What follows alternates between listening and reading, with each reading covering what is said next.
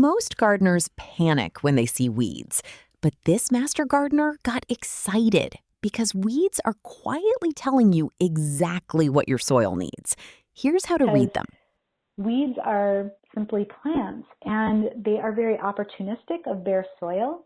They're trying to improve the soil structure and protect the soil from erosion, just like me. They're kind of, she was saying, oh, it's such a mess, I'm so sorry, because it was June 15th. The growing season was already 2 months underway. And here's my question for you. Do you think I was worried about the weeds? Honestly, I wasn't. I was kind of excited because weeds are simply plants, and they are very opportunistic of bare soil.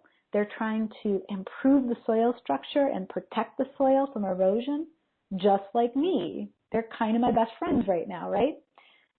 They're great this way, but I know they can also be a nuisance if they get in the way of what we want to do. If they're super tenacious, they are a nuisance.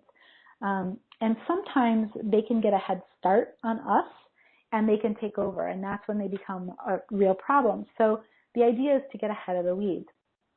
So I wasn't that worried because I knew that if weeds could grow, so could my vegetables, and I knew I could outcompete these weeds. And indeed, just 2 days later, we had planted out the site, and in another 4 weeks, we were harvesting food weed-free. So I have to admit, I did something a bit extreme in this particular backyard. So let me share with you what I did. First, I dug up the deep-rooted weeds. There was some pokeweed that was particularly tenacious. There was some thistle that was particularly deep-rooted and very prickly. And it took me a couple hours, but I think it was worth it. And the second thing that I did is I took the weed matter that was above ground, and I chopped it down to the soil line, and I basically removed any flowers or seeds, and I took those off the site because I don't want any more weeds. I don't want them to produce more seeds and more weeds later.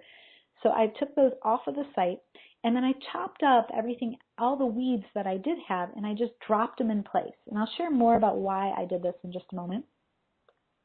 Now, third, if this were any other site, I would dump about 2 inches of compost across all the planting beds, and I would just start gardening. But because there was some heavy metal concerns here, lead was a concern in this backyard, we dumped 18 cubic yards of soil from a local organic farm on top. This was great soil. 18 cubic yards of soil. That's 3 big truckloads.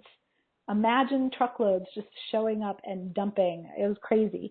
Not your everyday truck either. It was commercial dump trucks. So each planting bed had 10 inches of organic soil and 2 inches of compost. That was to ensure that I was growing my vegetables in those top 12 inches where the lead was not going to be an issue. So this was a bit extreme, right? So keep in mind, this is a side note. If it were fall, like it is here in the Northern Hemisphere, and I lived in the suburbs, I could have come up with a different solution. I could have collected enough yard waste and fallen leaves to create layered garden beds and let it decompose over the winter. But I didn't have access to any of that, and I was in the middle of a city in the middle of summer. So our best resource, believe it or not, it sounds crazy, was a nearby organic farm with really good quality soil. So here's the question. Were weeds ever an issue again? So over the course of the season, every once in a while, I saw a pokeweed rear its head again because those have some deep roots and hard to pull out roots, but they never grew inside my planting beds, just in the pathways, because I was cultivating what I wanted in the planting beds. And in 5 years of gardening on this site, weeds were never an issue. Why is that? So the big why is because that high quality soil and compost is not the ideal habitat for weeds. And remember, that secret number 1 is to focus on our health plan first. But what else was at play here? I did have a bunch of prevention strategies in place in my garden system that kept the weeds from bothering me. And I had a plan if one of them did show up. So how did I get there? And the big question here is, what do weeds really want, right? So I mentioned that weeds are opportunistic, and they're trying to improve the soil like we are. And so something you may already know, those weed seeds are always in your soil. A lot of them. A lot of people call this a weed seed bank. And there is those seeds, when the opportunity presents itself with the right conditions, they will sprout. I just want to underline this, that weeds actually have some beneficial qualities if we allow them to coexist in our garden in a peaceful way.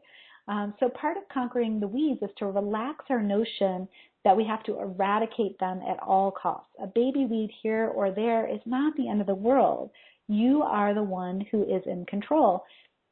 You don't have to be obsessive compulsive about it if you don't want to be. I mean, you can be obsessive compulsive and pull out every weed, but you don't have to get lots of food out of your garden, because a lot of them don't affect your yield.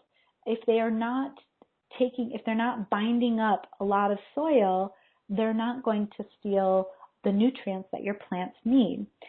So that's what I want to show you, is how to find a good balance when working with weeds, and what to do to keep them from taking over. And after all, many of our favorite annual vegetable crops started out as weeds. All right, so you are in control here. You're going to choose which weeds stay and which ones go. I want you to hold that idea tight. Okay, so here's a list of some common weeds, and not every weed is on this list. I'm sure there's dozens more that I could come up with. One thing that you're going to note right away is that your perspective is everything here. So I may not mind a little dandelion, a little pokeweed, or some lamb's quarter in my garden, but you might. I might call them edible, and you might call them a weed because you don't want them around. I'm not going to let them take over my garden, but I'm going to take full advantage of them if they're there. So I'm going to eat the edible parts, and I'm going to make sure that they don't go to seed and propagate across my garden. So, eat your weeds, because if you're feeling controlling and not wanting any weeds in your vegetable garden, can you imagine how cathartic it's going to be to eat your problems, to just digest them and get rid of them? Seriously, it makes you feel like you're the boss of your garden, and that's kind of what we're going after in this live class, right? So try some dandelion soup. Greens of dandelions are best in the cooler seasons when the leaves are soft and not as bitter. And that's when the plant is young. You want to harvest it young so that it doesn't produce more seeds. Same thing, try some sauteed lamb's quarter when it's a baby plant. The greens are best when the plant's young and soft and not when it's tall. You don't want the plant to seed, and here on the screen, plantain in the lower right corner, which also has medicinal qualities, those are all seeds. You don't want that in your garden, so you want to take the plantain out before this happens. You want to make sure you remove it and do something with it, whether you're going to eat it or use it as a poultice, spit poultice for something, but just get it out of your garden before it seeds. Okay, now here's something that's pretty cool. This is one of my favorite parts. So here's the same list of weeds and the soil conditions that they like. So find your weed. Hopefully it's on the list. Like I said, not every weed is on this list. So take a look at the soil condition, and does that sound about right to you? Is that what you're experiencing with your soil? So you may start to have an epiphany here and realize that the weed that you're having a problem with is telling you what your soil needs. So generally, when there's a deficiency in the soil, and when I say deficiency, I'm talking about we're trying to grow vegetables and herbs. If there's a deficiency in the soil and the nutrients aren't there to grow those vegetables and herbs, the right weed pops up to try to balance it out. So what's present in the plant matter is that, let me just emphasize that. So what's present in that particular plant matter, the weed, that is the nutrient that the soil needs. So remember I mentioned earlier that I chopped up my weeds and I dropped them in place. I didn't chop up the seeds though, or the flowers, but I chopped up the plants. And that's because I was putting those particular nutrients back into the soil. Pretty neat, right? So you can use this list in two ways. You can start to read what's going on in the soil by what seeds or by what weeds are growing. And you can start to improve your soil based on what the weed is telling you it's lacking. All right. So dandelion and burdock roots, they are deep. They are breaking up clay soil. So maybe you can find other ways to aerate that soil. Worms love to aerate the soil. So how could you invite worms in to start tunneling through your soil? And this is why you see people who have lots of clay chopping and dropping lots of organic matter on top of, or maybe layering organic matters on top of that clay, because that invites the earthworms to start chewing it up and tunneling through and breaking up that clay. And so when you look at your garden system holistically this way, you can find lots of ways to address your weed issues. Now, one thing I love doing is to outcompete my weeds. And so here is an image of that same backyard farm with my greens bed, Swiss chard, callaloo, and kale and collards. It had pretty much every green in this bed. And so I like to outcompete. And what does that mean? What I do is I plant my crops close together, and then I quickly create this lush green cover so no sunlight can reach the soil, and that means that no weed seeds can germinate. So basically, when the soil is, and at the beginning of the season, I generally have a cover crop that's grown in, and I drop that in place, and then I plant these crops in. The soil's buried, but once all that cover crop starts to decompose and the soil becomes exposed a little bit, it's not exposed to the sunlight, so no seeds are going to germinate. So I've outcompeted it. I've basically gotten the leg up, so to speak, in the race. Another trick of the trade is to undercrop, which means basically you're going to cover all the available soil underneath the taller plants. And you're going to plant whatever you do want instead of allowing any space for those weeds to grow in. And it can be a cover crop like clover, which adds nutrients to your soil again, or it could be another crop altogether, like this image of tomato bushes that are growing tall, and then the basil plants underneath. And what I'm doing is I'm pruning the lower 12 to 18 inches of those tomato plants so that sunlight can come through those plants all times of the day. So I'm getting enough sunlight for the tomato plants, but then I'm also getting enough sunlight for that basil that's growing underneath as well. So this is something called undercropping. And this is another way that I can outcompete those weeds because I don't have any available soil for them to grow.